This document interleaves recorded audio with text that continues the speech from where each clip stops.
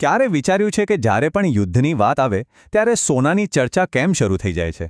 મતલબ, જ્યારે દુનિયામાં બધું જ અસ્થિર હોય ત્યારે આ એક પીળી ધાતુ પર લોકોનો વિશ્વાસ કેમ વધી જાય છે? ચાલો, આજે આપણે સોના અને યુદ્ધ વચ્ચેના આ સદીઓ જૂના સંબંધના ઊંડાણમાં ઉતરીએ. આ વાક્ય ખરેખર બધું જ કહી દે છે. યુદ્ધ થાય એટલે સત્તાઓ પલટાઈ જાય, દેશોના નકશા બદલાઈ જાય, પણ સોનું, એનું મૂલ્ય એમનું એમ જ રહે છે. એ અંધાધૂંધીમાં પણ સ્થિરતાનું પ્રતીક બનીને ઊભું રહે છે. પણ સવાલ એ છે કે આવું કેમ? આ જ તો મૂળ સવાલ છે, ખરું ને? કે યુદ્ધના અંધકારમાં સોનું એક આશાના કિરણ જેવું કેમ બની જાય છે? તો ચાલો આ રહસ્યના એક પછી એક પડર ખોલીએ અને એના કારણોને સમજીએ. આ સંબંધના મૂળ છેક ઇતિહાસમાં ખૂબ ઊંડે સુધી જોડાયેલા છે. તો શરૂઆત ત્યાંથી જ કરીએ. સૌથી પહેલું કારણ છે ઐતિહાસિક કારણો, જ્યાં લૂંટ અને સત્તા જ સર્વસ્વ હતો. આ એક એવી હકીકત છે જે કદાચ ઘણા લોકોને નહીં ખબર હોય. આપણે સામાન્ય રીતે એવું માનીએ છીએ કે યુદ્ધ થાય એટલે સોનાના ભાવ વધે. પણ સાચું પૂછો તો વાર્તા ઘણીવાર ઊંધી હતી. ઇતિહાસ ગવાહ છે કે મોટાભાગના યુદ્ધો સોનું મેળવવા માટે જ લડાયા હતા. પ્રાચીન કાળના રાજા મહારાજાઓ હોય કે પછી મધ્યયુગના સ્પેનિશ લૂંટારાઓ, બધાનો હેતુ એક જ હતો: સોના પર કબજો કરવો. કેમ કે ત્યારે નિયમ બહુ સીધો અને સરળ હતો. જેની પાસે સોનું, એની પાસે જ શક્તિશાળી સેના અને એની પાસે જ સત્તા. અને આ પરંપરા આજે પણ ક્યાંક ને ક્યાંક ચાલુ જ છે. તો એ તો થઈ ઇતિહાસની વાત. હવે આવીએ આજના સમય પર. આજે સોનું આર્થિક સુરક્ષાનું સાધન કેવી રીતે બને છે? ખાસ કરીને એવા સમયે જ્યારે બજારમાં બધું જ ડગમગી રહ્યું હોય. જુઓ, જેવું યુદ્ધનું વાતાવરણ બને, રોકાણકારોમાં ગભરાટ ફેલાઈ જાય છે. એ લોકો શેરબજાર જેવા જોખમી બજારોમાંથી તરત જ પોતાના પૈસા પાછા ખેંચી લે છે અને એને કોઈ સુરક્ષિત જગ્યાએ રોકવાનું વિચારે છે. અને એ સુરક્ષિત જગ્યા એટલે સોનું. અર્થશાસ્ત્રની ભાષામાં આને ફ્લાઇટ ટુ સેફ્ટી કહેવાય છે. અને આ જે સુરક્ષિત જગ્યા છે ને, એના માટે એક ખાસ શબ્દ છે સેફ હેવન, એટલે કે સુરક્ષિત આશ્રય સ્થાન. અને સોનું આનું સૌથી ઉત્તમ ઉદાહરણ છે. કેમ? કારણ કે એનું મૂલ્ય ક્યારેય શૂન્ય નથી થતું. અને આ જ એક વાત તેને સૌથી ભરોસાપાત્ર બનાવી દે છે. પણ સોનાનું કામ અહીં જ પૂરું નથી થતું. એનું બીજું એક બહુ મોટું કામ છે: ફુગાવો, એટલે કે મોંઘવારી સામે રક્ષણ આપવાનું. યુદ્ધના સમયમાં સોનું આ મોંઘવારી સામે એક મજબૂત ઢાલ બની જાય છે. આ આખી પ્રક્રિયા બહુ સરળ છે. યુદ્ધ લડવા માટે સરકારો પાણીની જેમ પૈસા વાપરે છે. આ પૈસા ક્યાંથી આવે?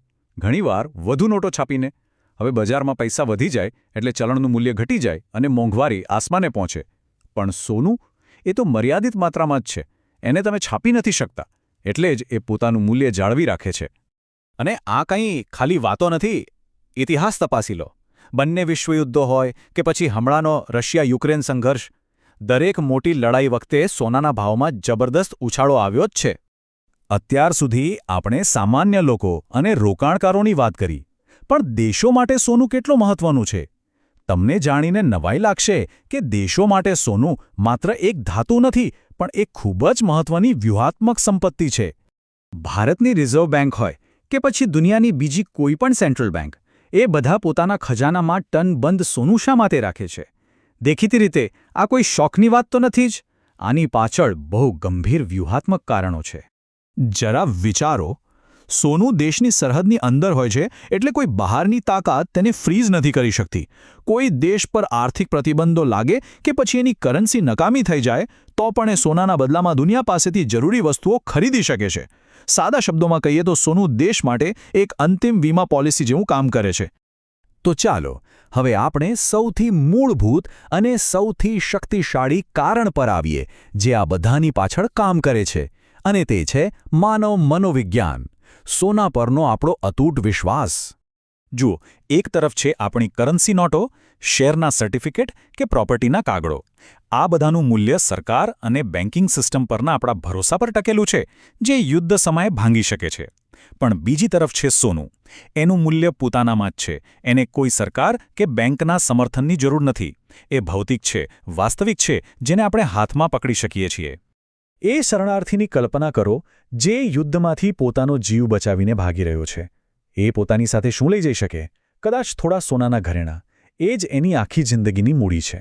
એકમાત્ર એવી સંપત્તિ જેને તે સાથે લઈને કોઈ પણ નવી જગ્યાએ નવેસરથી જીવન શરૂ કરી શકે છે. અને આ જ કારણે સોનાને સદીઓથી સંકટનો સાથી કહેવામાં આવે છે.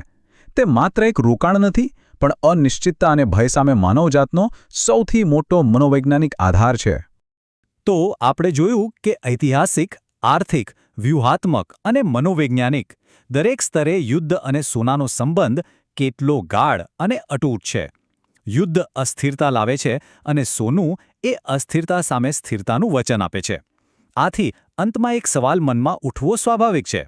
જ્યાં સુધી આ દુનિયામાં માનવ સંઘર્ષ રહેશે, ત્યાં સુધી શું સોનાની આ ચમક ક્યારે પણ ઓછી થશે ખરી?